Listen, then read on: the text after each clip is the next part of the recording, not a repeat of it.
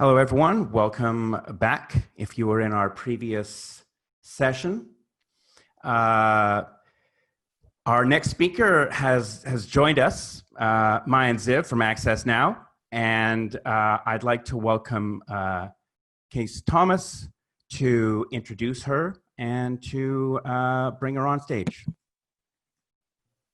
Sorry, I might have accidentally muted you. Good afternoon. We can hear? Good afternoon, everyone. I'm excited to introduce a very special guest to Enable Ottawa today, Maayan. Maayan is the founder and CEO of AccessNow, an expert and emerging leader in the fields of accessibility and technology. About 5 years ago, Maayan was feeling frustrated about how difficult it was to navigate inaccessible spaces, so she built AccessNow, an app which pinpoints accessible locations all around the world. I remember first meeting Maayan shortly after that, when she was launching her beta version of AccessNow at the Pan Am Games in 2015. Over the next 5 years, I would meet her several more times at technology showcases across Canada and around the world, such as Prince Harry's Invictus Games and the Accessible Canada Forum with Justin Trudeau. And one thing I learned very quickly is that if you're working in the field of accessible technology, it's quite difficult to keep up with Maayan. She's raised over $2.7 million, partnered with the Government of Canada, released apps for iPhone and Android, and mapped over 25,000 places in over 35 different countries. Now, what's really unique about Maayan is that she has this ability to deliver forward-thinking yet practical solutions to making communities more accessible.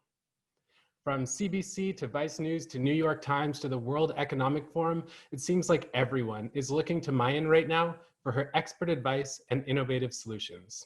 Today, I'm excited to hear more about her new service, Access from Home, which expands her accessibility business into new markets, such as grocery shopping, education, healthcare, and more. So now, I invite you to sit back in your chair, relax, adjust your volume if needed, and turn your full attention to Maayan and her talk, A New Approach to Staying Aware. Everyone, Maayan. Thank you so much, Quace. That was an incredible introduction. Thank you so much. It kind of took me down a little trip on memory lane, and I am so excited to be here today to just get to know you a little bit. We're going to jump into some Q&A at the end, and really, I'm looking forward to sharing a little bit about my own experience, my story, and I'll be following along kind of in the chat and the Q&A so that at the end we can just hopefully get into a conversation. So hello to you all out there and thanks for joining. I am here in Toronto and basically just going to talk a little bit about my journey and my experience in this really bizarre time and share kind of what we're working on at AccessNow, hopefully leave you with some takeaways. So I'm going to start, and it's going to seem kind of like way back because I feel like I'm getting so old, but way back in my university days. So I grew up with a disability. I've used my wheelchair throughout my life.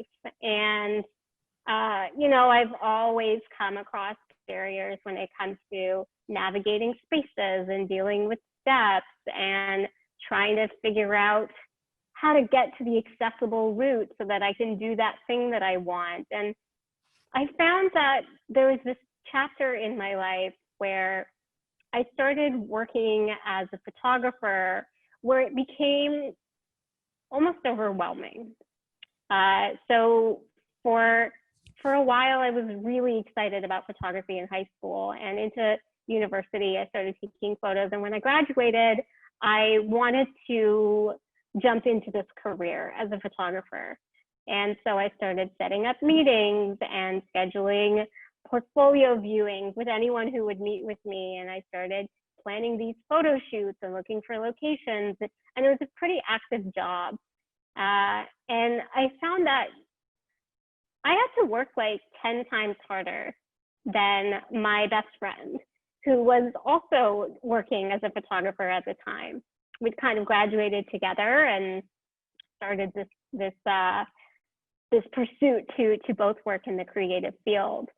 And, you know, there were so many networking events that he would go to that I wasn't able to attend because they were held at non-accessible places. And there were so many offices that I tried to book portfolio meetings at, and they weren't accessible. And sometimes I would know in advance, and other times I would show up and literally be scrambling just to try and figure out, you know, like, what am I going to do? Like, here I am on the street with my book, and I'm all nervous and ready to like pitch myself, and I'm like totally stuck. And so my world, you know, was always filled with barriers that were disabling me. But now, as someone who was really trying to be out in the world and make a name for myself and be independent, I was finding that the frustration that was kind of just building up inside me got to the point that I just like wasn't willing to accept it anymore.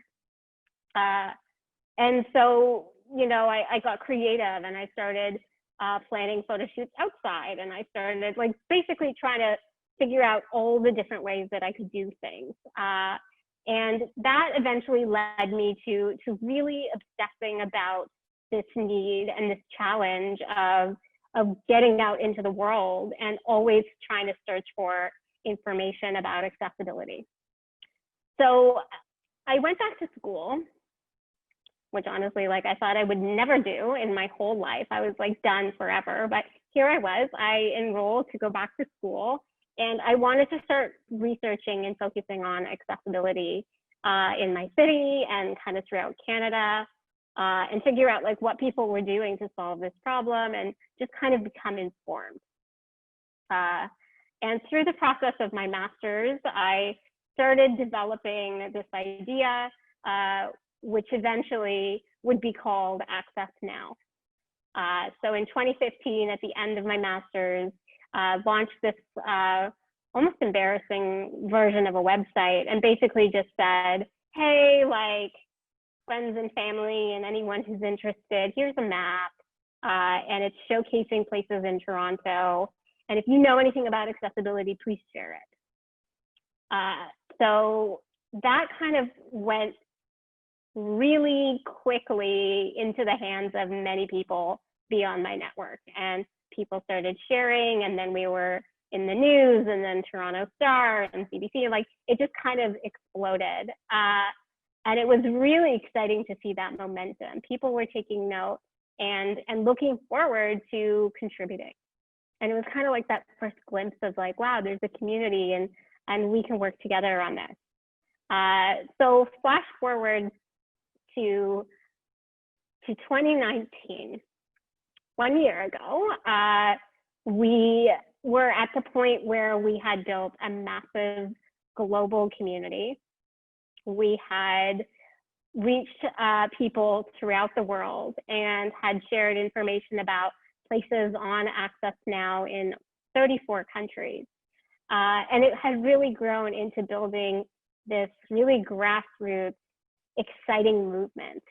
And just 1 year ago, we were able to make this announcement with Minister Qualtrough in Toronto, kind of letting our community know and jumping on board this next journey to expand AccessNow, to invest in the technology, to take all the feedback and tips and tricks from people that had said, hey, it would be great if you could do this, it'd be great if you could do that, and, you know, could you add this feature, and really focus on building AccessNow to the point that it could cover all of Canada and support people with disabilities across the country and beyond.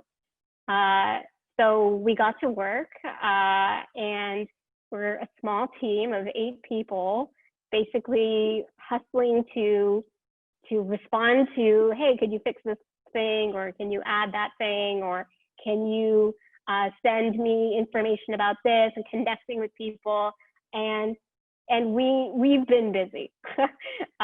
So in that 1 year, since last year, we launched a complete rebuild of our apps on both app stores.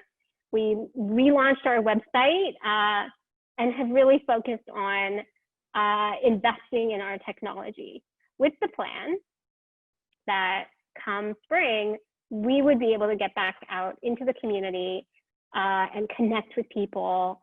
And we had a whole big event planned. We had a whole big event planned for this week. It was going to be the biggest event we'd ever hosted.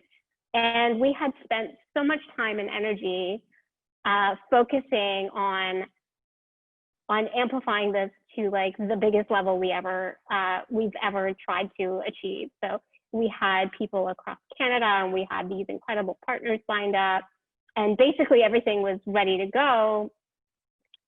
And then COVID-19 hit, and we basically, in the course of 1 week, had to go from, oh, maybe we can reschedule, to maybe we'll do it a week later, to, oh, well, what about a digital event? So basically by the end of the week, totally realized that we were all in lockdown. Like the whole country was just shutting down.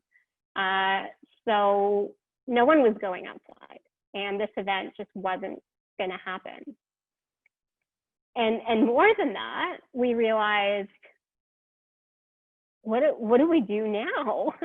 That was the biggest question, you know. And I think everyone around the world had this moment of fear and panic. You know, what do we do when the whole world shuts down? And you know, as a team, we kind of came together and we started talking about it. And you know, people don't need an app to go outside right now. They don't need an app to find an accessible place, and they don't need information about how to get into a building because that building's closed. And further, it's just not even really safe to be promoting that. So we had to do a major reset.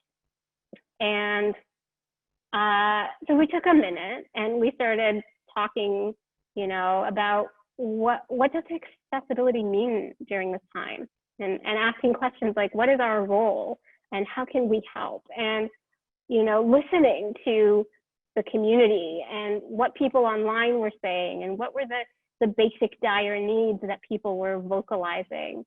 And the question that kept, you know, coming back is like, okay, well, so what is accessibility actually about now?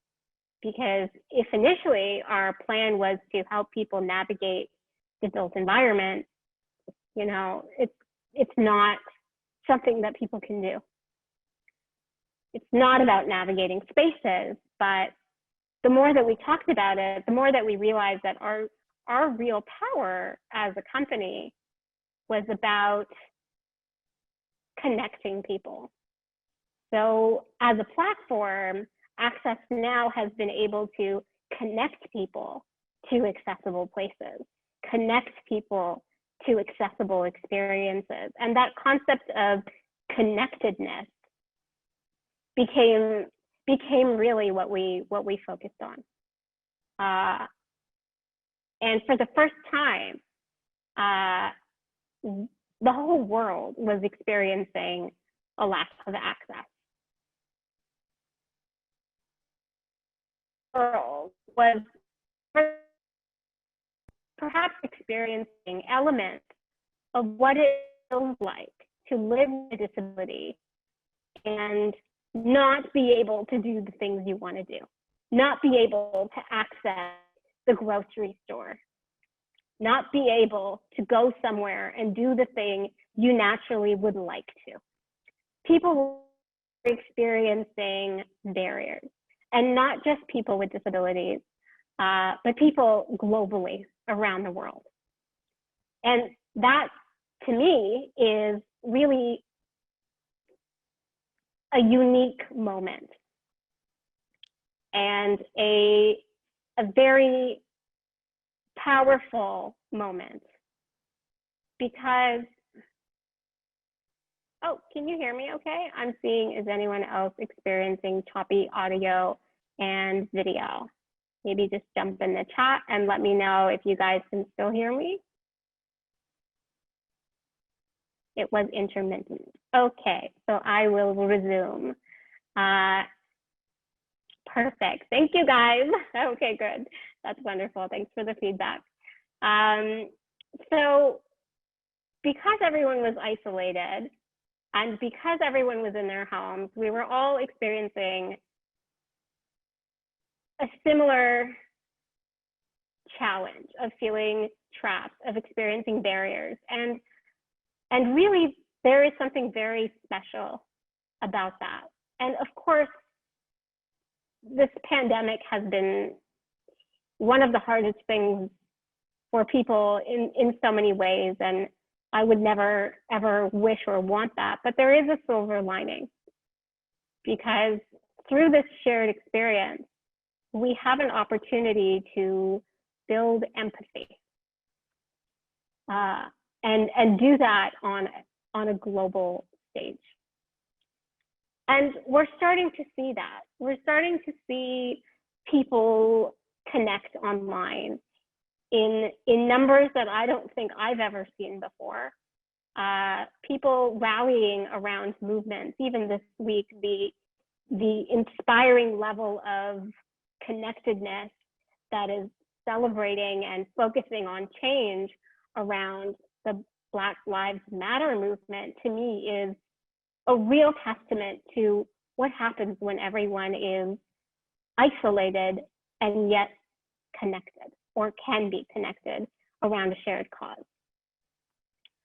And so when we think about accessibility, it's not really just about navigating spaces and going out and doing things, but about connecting people and empowering people to live their lives as best as possible in any perspective, in any experience, whoever you are, wherever you are.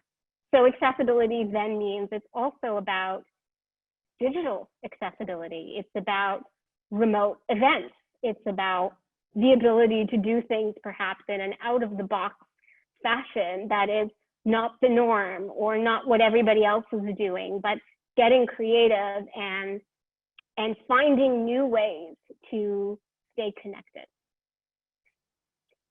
And what's interesting is that this is something that people with disabilities have been advocating for years. I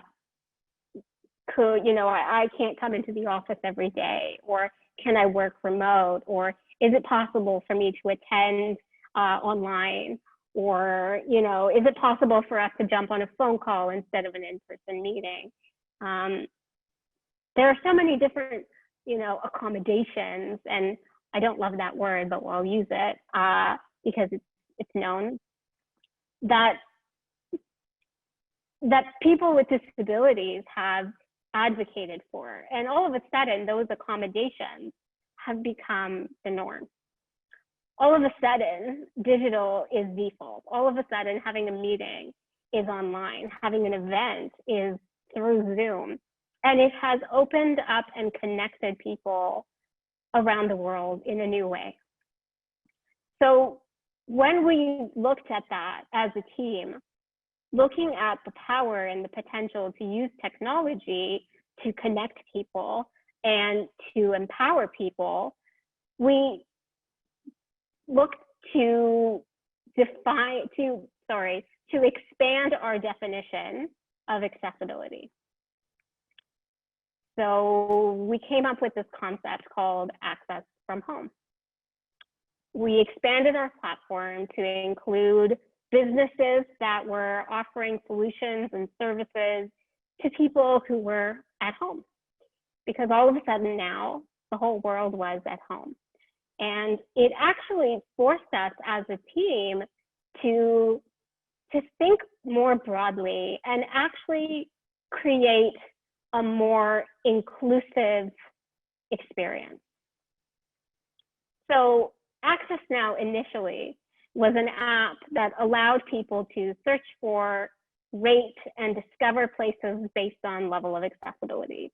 So you could, search for Starbucks and find the closest accessible Starbucks that meets your needs. I want a place that, is quiet. I want a place that has an accessible washroom or a parking spot, or, you know, we have a major list of all the different features that we included to focus on accessibility first. A lot of those have come from our community. Sign language, service animal friendly, spacious, quiet, braille. We started expanding the list as we heard from different people. And now we've taken that a step further. So with the new addition of Access from Home, we're now also connecting people to over 800 businesses and counting that are accessible to people wherever they are. So things like food, how can I get groceries delivered, or meal kits, or, you know, what restaurants in my neighborhood are doing takeout or delivery, healthcare, which organizations are doing telehealth or prescription deliveries to my house, or even things like ventilation equipment that can be delivered. Mental health services, entertainment, education, like you name it. We really ran the gamut of like everything you could possibly need, you know, from Netflix to medication that you need to renew to having a call with someone for a meeting for work. And we launched this platform and recognized that we had an opportunity in launching this, not only to reach people who never thought of themselves as someone who needed accessibility, but also to make sure that this was a moment we could capture that could build empathy. And so pairing Access from Home, the new feature set and web platform online, we launched a campaign called Access from Home Stories, which is about sharing real personal experiences from people in our community. So people with lived experience who are talking about what it means for them to live through COVID-19.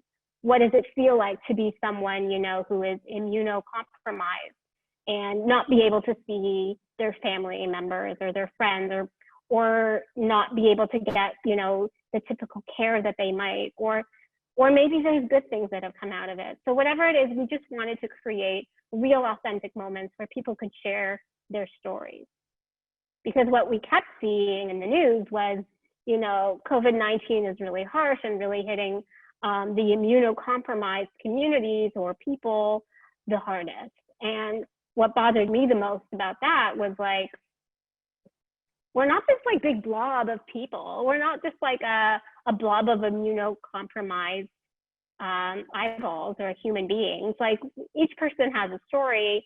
Each person's story is unique. And perhaps if we're able to resonate with human beings on a human level and share authentic experiences, perhaps we can connect in a more authentic way that empowers people to realize the importance of, you know, staying home, of flattening the curve, of working together, of doing whatever it is possible to support each other and create better access. So that's really, you know, the journey that AccessNow has been on in the last few months. It's been really eye-opening for us as a team to work to redefine our understanding of accessibility, even as a team that's focused on creating accessible technology that connects people to an accessible world. We have done a lot of learning about how we can expand that definition to be more inclusive. And it's been really eye-opening to see conversations and connectedness between people.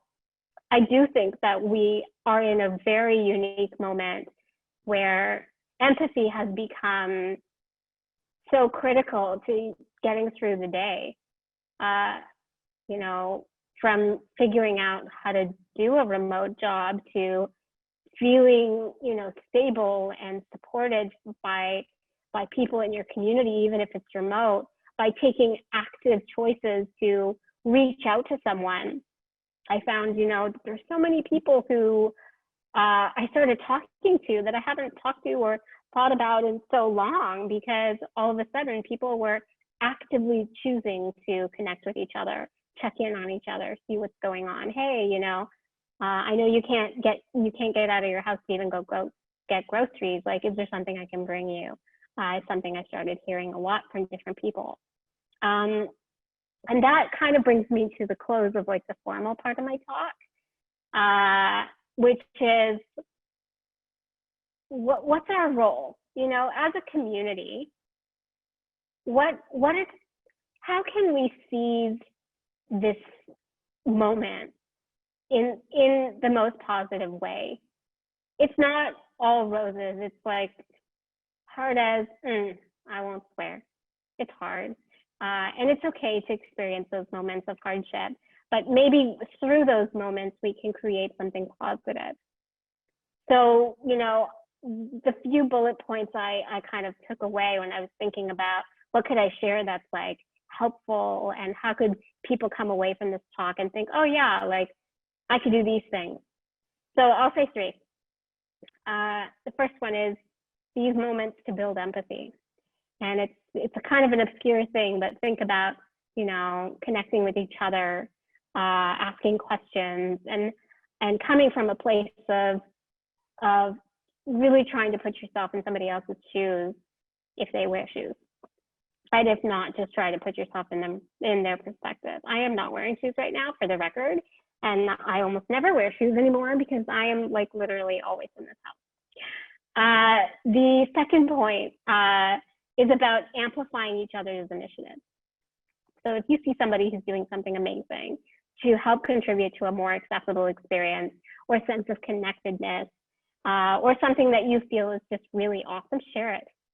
And if you see someone in the disability community that's doing something amazing, you know, definitely reach out to us because we're trying to share as much as we can. And if you have a story you'd like to share for our Access from Home Story initiative, we'd love to hear that too. And that leads me to my last point, which is just share. Share stories, share experiences. If you've got resources, whether that be time, the ability to jump on a Zoom call and talk to someone, you know, if you've got PPE that you can share with someone, if you need something, share that.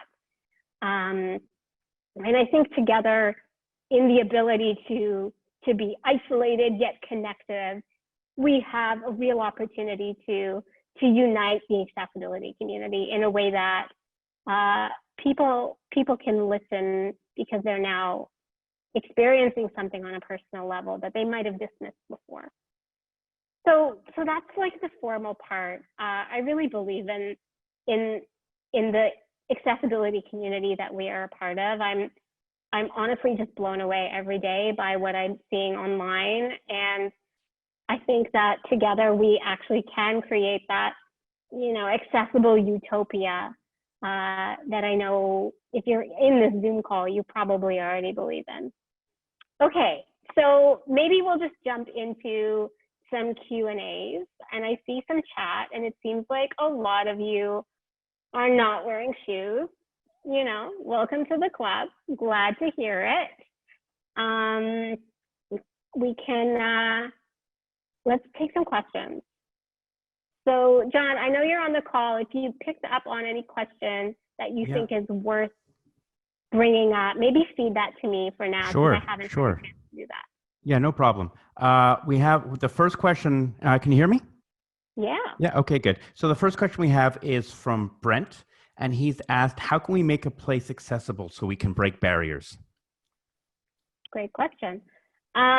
So in theme with what I just talked about, I think looking at the accessibility of a place can include things like, you know, identifying barriers in the built environment. So are there areas of the space that are not accessible or not welcoming to people? You know, it starts with something like the front door maybe, but it could also include messaging on a website and the way that your place or your establishment uses language to either bring people into a conversation or push them out.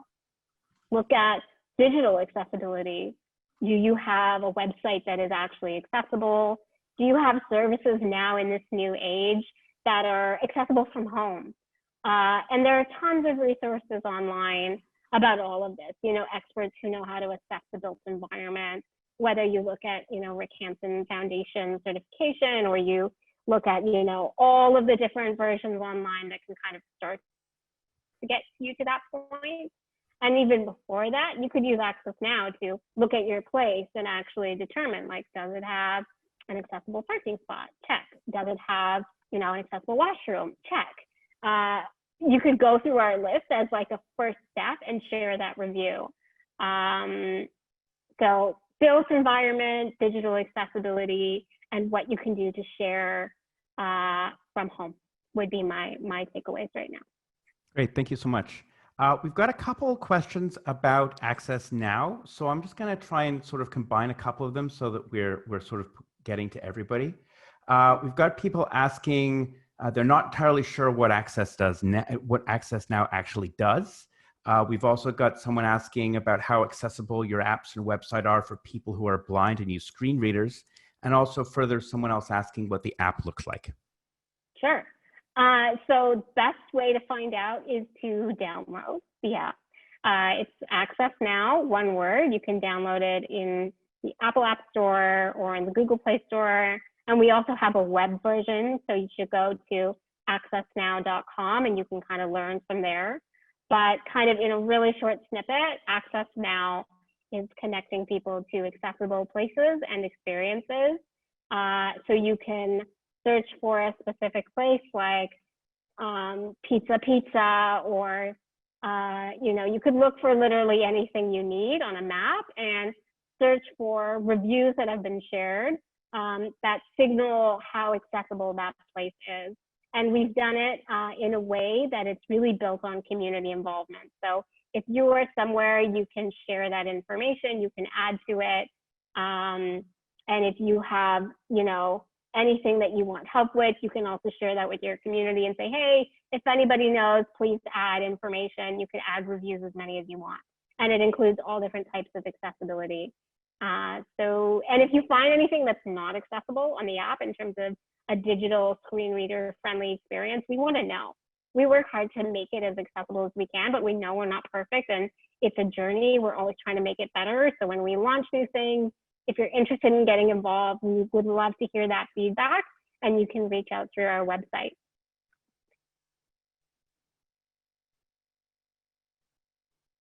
Let's see.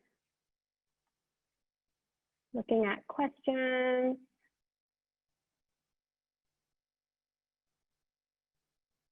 What does success look like for both her professionally and personally?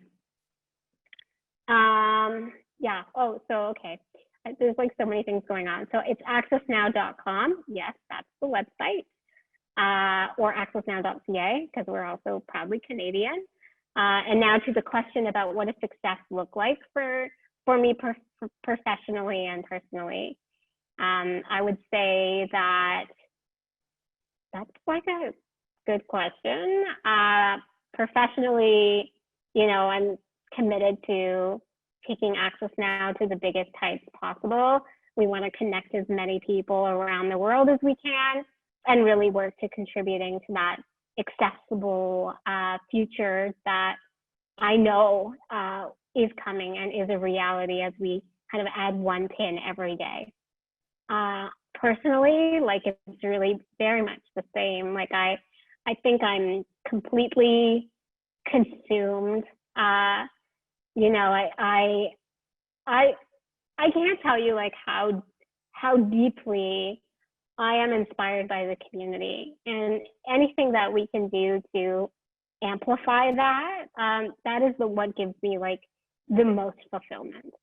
So I don't know if I answered that question the best, but that's kind of my two thoughts on that right now. Okay, any other questions here? Yeah, we've actually got quite a few questions. So if you want to answer, we've got time for maybe one more. And then I told everyone that what we'll do is we'll copy everyone's questions from the Q&A box, and you can maybe answer them offline or something of that sort, if that suits you. Perfect. So here's a great one I can pick, John. How can we contribute from home initiative? That's a wonderful question. You can contribute by going to the AccessNow website. There's an orange button at the top that if you click that will take you to Access from Home, where you'll see the full directory of all the places that we're sharing about accessibility from home. And right at the top, there is a button that says Add Business.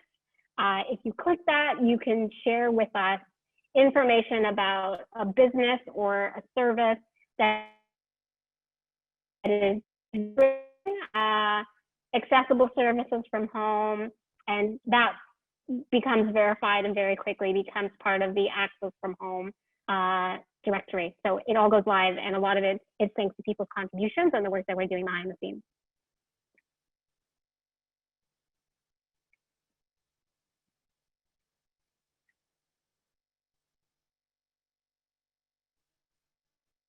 We've got time for maybe one more still, maybe 2 minutes left.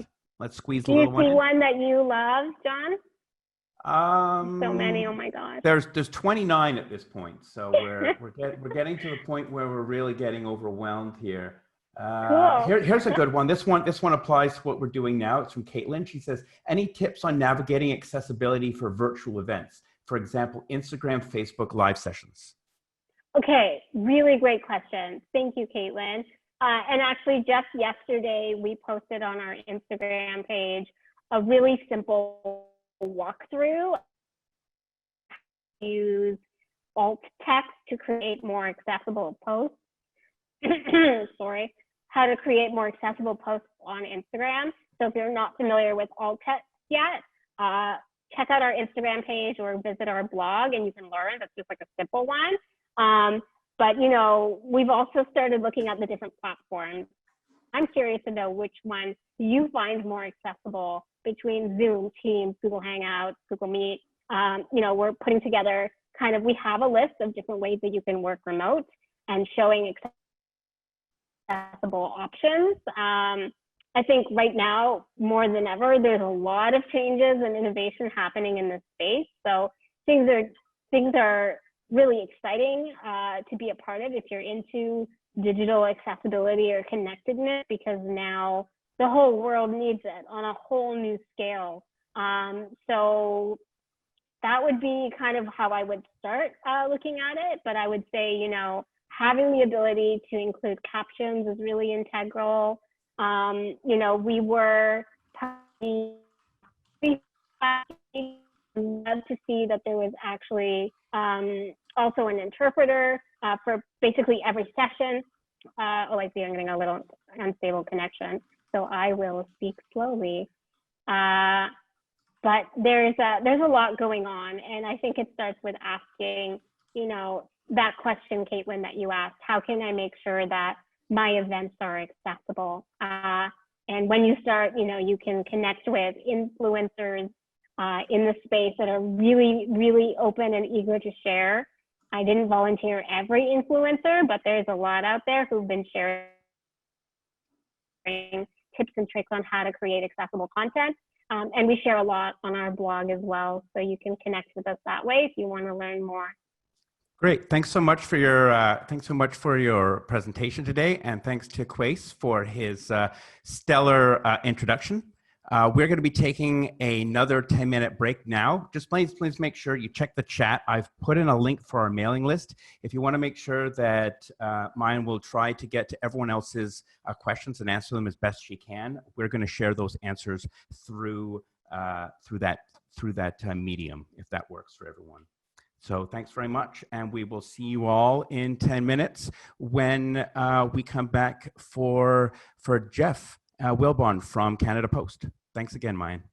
Thank you. Thanks so much, everyone, for joining.